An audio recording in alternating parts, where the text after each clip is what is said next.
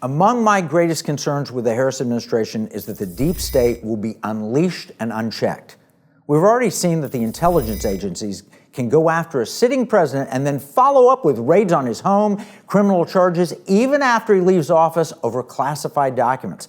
We've seen the double standards regarding how they treated President Biden in comparison. Never mind that Trump had declassification authority and likely could have taken with him what he wanted. That was the stance the government took over the documents found in former President Clinton's sock drawer. It's clear that the intelligence community was out to get Trump, just as Senator Chuck Schumer predicted they would. Schumer said on MSNBC that if you take on the intelligence community, they have 6 ways from Sunday at getting back at you. They brought forth the now totally debunked Russiagate. But what if they turned on ordinary citizens? Last week, we shared how former Congresswoman and former Democrat presidential candidate Tulsi Gabbard was targeted. Former Rolling Stone reporter Matt Taibbi was also targeted. Why? For their political opposition. The IC has been weaponized and they've gone after Americans.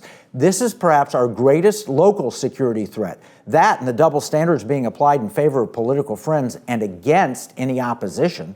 A praying grandmother blocked the front of an abortion clinic and she can be arrested and put in prison for 2 years, while many demonstrators who contributed to BLM riots where property was destroyed, they've not even been charged. How is that justice? How is that security? Do you feel safer knowing that grandma went to prison? Or was that more for political show rather than public safety? The answer is obvious. What happens when they define a tweet as hate speech and come to arrest you? Will you feel secure then? This is already happening. In Michigan, a woman shared information on social media that was deemed misleading. Now, the Attorney General of Michigan is threatening to prosecute. Remember what Kamala Harris said? She had the power with the swipe of a pen to decide who to prosecute. She could ruin a person's life on a whim.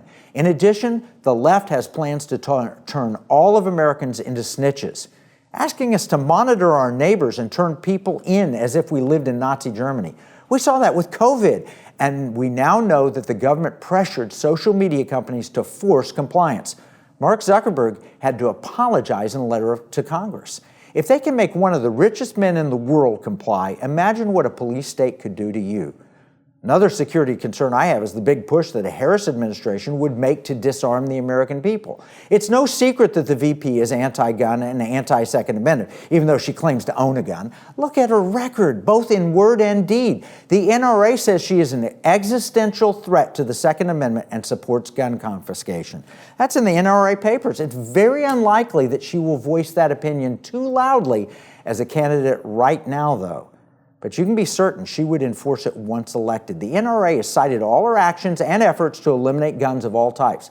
This is just another example where she takes both sides of an argument depending on who she's speaking to. But her record and her heart on the matter are clear and obvious. Harris would not want you to have a gun to defend yourself, and that's a matter of personal security. If she were to defund local police while arming the IRS and government agencies, would you feel safer? I certainly wouldn't. My final concern on security with the Harris administration is the worry of a Manchurian candidate. Let me read from a Washington Times article written by Peter Navarro, published September 3rd. He said, the Manchurian candidate, a term immortalized by a famous Cold War thriller, represents a political figure who is unwittingly brainwashed by a foreign power to undermine his own nation.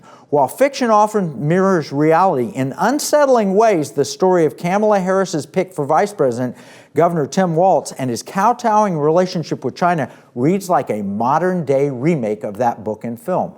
If elected, Mr. Walz would be the highest-ranking U.S. official ever with such extensive ties to China. And let's not be naive. China's influence operations are real and they're pervasive. As I've written in Death by China and Crouching Tiger, the Chinese Communist Party has a long history of using elite capture, targeting influential figures in foreign countries to advance their agenda. In these capture operations, which involve thousands of operatives, the party either uses honeypots, the seduction of Representative Eric Swalwell by Fang Fang, or moneypots that shower academics, businessmen, and politicos with cash, emoluments, and prestigious appointments.